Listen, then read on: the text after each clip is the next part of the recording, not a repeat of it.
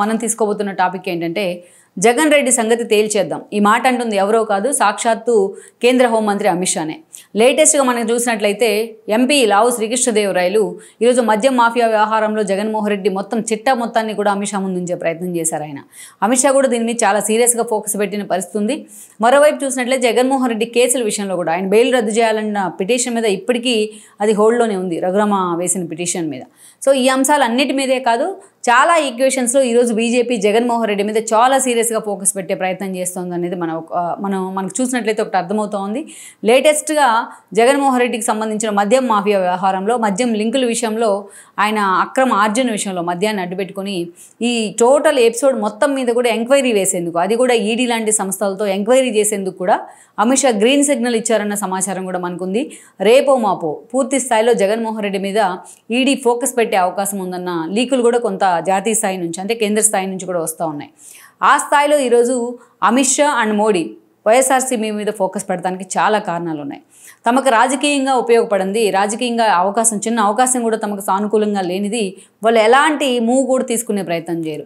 అది ఎన్నోసార్లు ఎన్నో రాష్ట్రాల్లో ప్రూవ్ అయింది, in the sense of Modi and Amit Shah. So అలాంటిది నిన్నటి వరకు కూడా జగన్మోహన్ రెడ్డి వాళ్ళకి దత్తపుత్రుడు. 2019లో గెలిచిన దగ్గర నుంచి కూడా 2024 ఎన్నికల ముందు వరకు కూడా.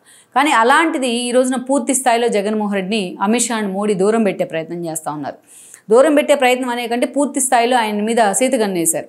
ఈరోజు జగన్మోహన్ రెడ్డి స్వయంగా ఢిల్లీ వెళ్ళి అమిత్ షా లాంటి వాళ్ళు అపాయింట్మెంట్ అడిగితేనే జగన్మోహన్ రెడ్డికి అమిత్ షా అపాయింట్మెంట్ ఇవ్వని పరిస్థితుంది.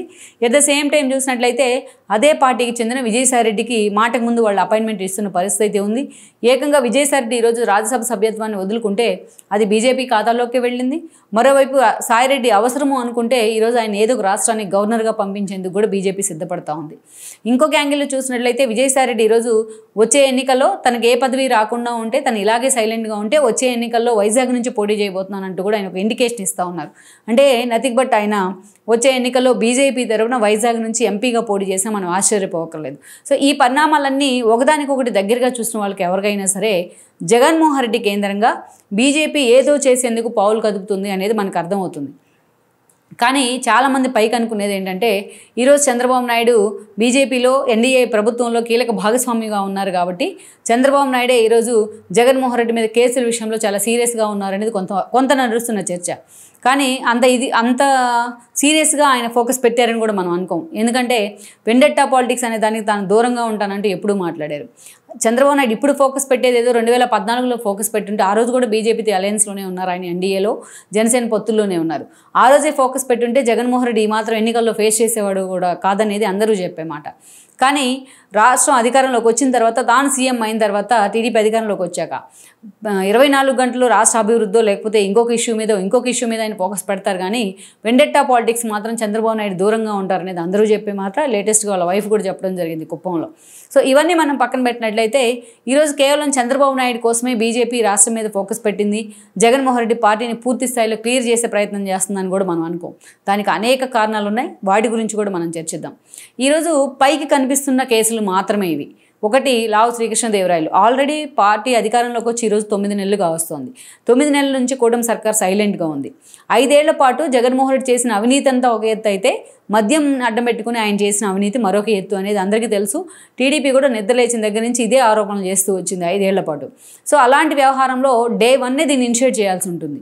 కానీ 9 నెలల పాటు వదిలిపెట్టి ఈరోజు శ్రీకృష్ణదేవరాయల ఆధారాలతో సహా తీసుకెళ్లి అమిత్ షాకి ఇవ్వడం జరిగింది. ఇది ఒక కీలకమైన స్టెప్పే. ఇప్పటికైనా కళ్ళు తెరిచింది కూటమి సర్కార్ అనే యాంగిల్లో ఇది ఒక కీలకమైన స్టెప్పే అనుకోవాలి.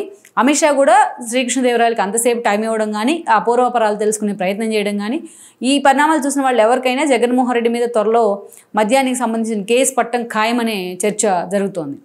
విజయసాయిరెడ్డి అల్లుడు వరుస అయిన శరత్ అరెస్టు కానీ, అదేవిధంగా కవిత అరెస్టు కానీ, కల్వకుంట్ల కవిత దీనిలో భాగంగా చూడాలి. ఈవెన్ మాగుంట రాఘవరెడ్డి అరెస్టులను కూడా. సో ఇది మద్య మాఫియాలో ఈ స్థాయిలో ఫోకస్ పెట్టింది కాబట్టి బీజేపీ చాలా సీరియస్గా, ఎందుకంటే ఈ విషయం మీద ఎంక్వైరీ వేయాలని పురంధరేశ్వర్ కూడా ఎన్నికలకు ముందు అమిత్ షాని కోరిన పరిస్థితి అయితే ఉంది ఆమె రాష్ట్ర అధ్యక్షురాలు అయిన తర్వాత. సో చాలా సీరియస్గా నిజంగా ఈ ఇష్యూలోకి ఈడీని దించే అవకాశం అయితే బీజేపీ వైపు నుంచి స్పష్టంగా కనిపిస్తోంది. మరోవైపు చూసినట్లయితే జగన్మోహన్ రెడ్డి కేసుల విషయంలో కూడా అదే స్థాయిలో బీజేపీ ముందుకెళ్తా ఉంది. సుప్రీంకోర్టులో ఏదో ఒక డెవలప్మెంట్, ఆయన బెయిల్ రద్దు చేయాలనే పిటిషన్ దగ్గర నుంచి అనేక డెవలప్మెంట్స్ మనకు కనిపిస్తూ ఉన్నాయి మూవ్ అవుతున్నట్టు. ఇంకోవైపు చూస్తే వివేకానంద రెడ్డి హత్య కేసు విషయంలో ఇప్పటికే ప్రభుత్వం సుప్రీంకోర్టులో కేసు కూడా రిట్ పిటిషన్ ఫైల్ చేసిన పరిస్థితి అయితే ఉంది.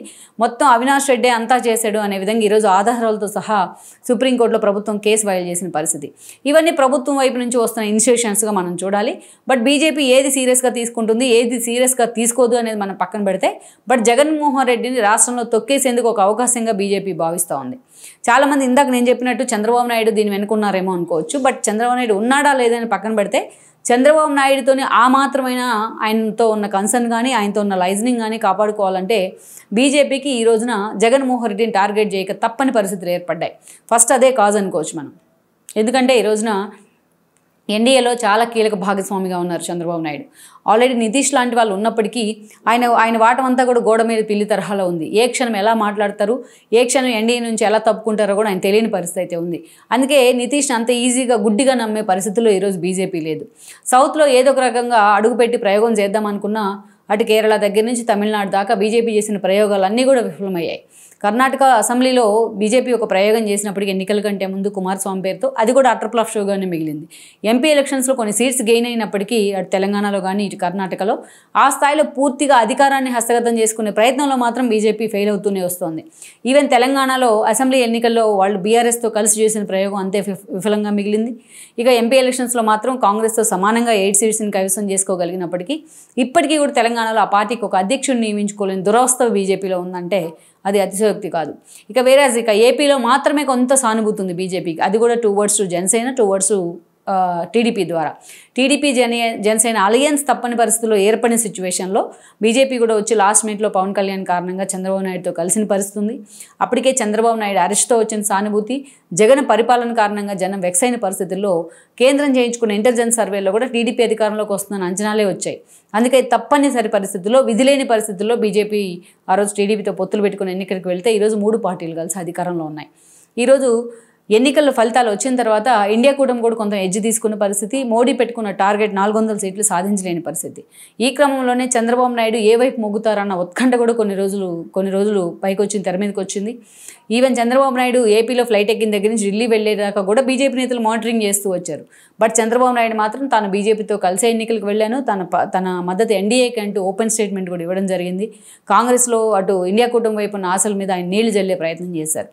ఈవెన్ రాహుల్ గాంధీ లాంటి వాళ్ళు ప్రయత్నం చేద్దామన్నప్పటికీ చంద్రబాబు నాయుడుతో కలిసి దాన్ని ఆయన స్టార్టింగ్లోనే తుంచేయడం జరిగింది. సో ఆ కన్సర్న్ అయితే ఉంది బీజేపీకి.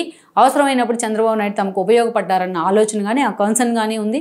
ఈరోజు రాష్ట్రానికి నిధులు వరద పారించడం కానీ, అటు అమరావతి దగ్గర నుంచి రైల్వే జోన్ దాకా పోలవరం నిర్వాసితులకు కానీ దీనిలో భాగంగానే మనం చూడాలి. గతంలో వీటి కారణంగానే వాళ్ళిద్దరి మధ్య డ్రిఫ్ట్ వచ్చింది. ఇద్దరు మోడీ అండ్ చంద్రబాబు నాయుడు విడిపోయారు. ఆ మధ్యలోకి వైఎస్ఆర్సీపీ వచ్చి చేరింది. అందుకే ఆ పాపాలన్నింటినీ ఇప్పుడు బీజేపీ చంద్రబాబు నాయుడు రూపంలో కడుక్కునే ప్రయత్నం చేస్తుంది అనేది అందరికీ తెలుసు. అయితే అందుకే చంద్రబాబు నాయుడు కూడా ప్రతి విషయంలో బీజేపీ నిర్ణయాలకు తలంచుతూ ఉన్నారు. ఈరోజు చూస్తే పవన్ కళ్యాణ్ సనాతన ధర్మం అంటే ఆయన కూడా సనాతన ధర్మం అంటూ ఉన్నారు. ఇక సోము వీర్రాజు లాంటి వాళ్ళు ఒక బెటర్ ఎక్స్పీరియన్స్ ఆయనతో బీజేపీకి, క్యాడర్ ఎవరు కూడా అంత ఈజీగా దాన్ని యాక్సెప్ట్ చేయరు.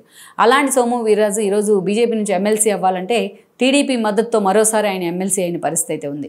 అలా కొన్ని రీజన్స్ ఉన్నప్పటికీ, బట్ కూటమి ప్రభుత్వం వైపు నుంచి నెగిటివ్ ఇష్యూస్ ఉన్నప్పటికీ బీజేపీతో, బట్ ఓవరాల్గా పాలనాపరంగా మిగతా విషయాల్లో మాత్రం చంద్రబాబుతో అదే స్థాయిలో లైజనింగ్ బీజేపీ నేతలు మెయింటైన్ చేస్తూ ఉన్నారు.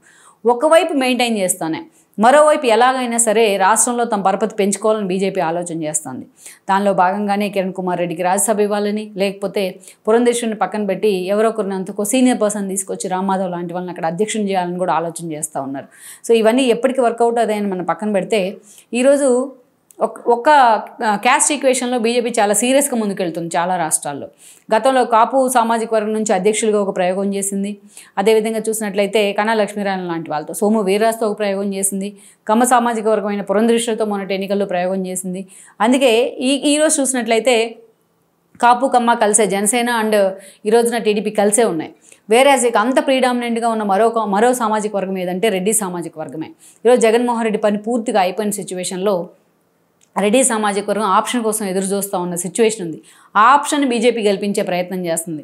దానిలో భాగమే కిరణ్ కుమార్ రెడ్డి లాంటి వాళ్ళకి అధ్యక్ష పదవి అనే ప్రచారం కానీ, రాజ్యసభ అనే ప్రచారం కానీ, ఇంకోవైపు విజయసాయిరెడ్డిని తీసుకొని జగన్మోహన్ రెడ్డికి అప్రూవర్గా మార్పించి ఆయన కేసుల్లో సీరియస్గా ఇన్వాల్వ్ చేయాలని ఆలోచన చేస్తుంది.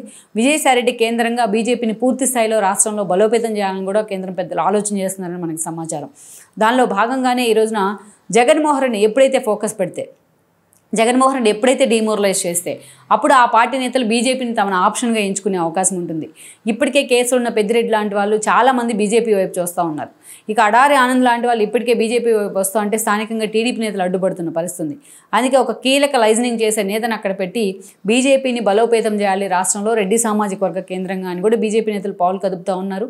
దానిలో భాగంగానే అవకాశం దొరికింది కాబట్టి జగన్మోహన్ రెడ్డిని టార్గెట్ పెట్టాలని కూడా బీజేపీ నేతలు ఆలోచన చేస్తూ ఉన్నారు. ఈ క్రమంలోనే ఈరోజు చూసినట్లయితే జగన్మోహన్ రెడ్డి మీద మద్యం కేసు విషయంలో అంతే సీరియస్గా అమిత్ షా ఫోకస్ పెట్టబోతున్నారు. అంటే ఇక్కడ ఏ స్టెప్ తీసుకున్నా దాని వెనుక ఒక రాజకీయ కోణం ఉండాలని కూడా బీజేపీ భావిస్తుంటుంది. ఏ చిన్న అవకాశం తమకు ఎడ్జ్ తీసుకొచ్చినా దాన్ని వదులుకోవాలని కూడా బీజేపీ పెద్దలు అనుకోరు. సో ఆ దిశగానే బీజేపీ ఈరోజు జగన్మోహన్ రెడ్డి మీద ఫోకస్ పెట్టే ప్రయత్నం చేస్తూ ఉంది. దానిలో భాగంగానే ఈ రోజున అటు మద్యం విషయంలో కావచ్చు, ఇటు ఆయన కేసుల విషయంలో కావచ్చు, జగన్మోహన్ రెడ్డి పూర్తి స్థాయిలో అష్టదిగ్బంధం అయ్యే పరిస్థితిని బీజేపీ కల్పించబోతోంది. లెట్స్ సీ మరి ఈ టోటల్గా గతంలో జగన్మోహన్ రెడ్డి ప్యాంపర్ చేసిన పరిస్థితి ఈరోజు బీజేపీ దగ్గర లేదనే అనుకోవచ్చు. ఇలాంటి సిచ్యువేషన్లో మరి జగన్మోహన్ రెడ్డి భవిష్యత్తు ఎలా ఉండబోతుంది, రాష్ట్రంలో బీజేపీ సమీకరణాలు ఎలా ఉండబోతుంది అనేది త్వరలోనే పూర్తి స్థాయిలో మనకు క్లారిటీ వచ్చే అవకాశం ఉంటుంది. ఈ వీడియో మీకు నచ్చినట్లయితే please share, like and subscribe R24 Telugu.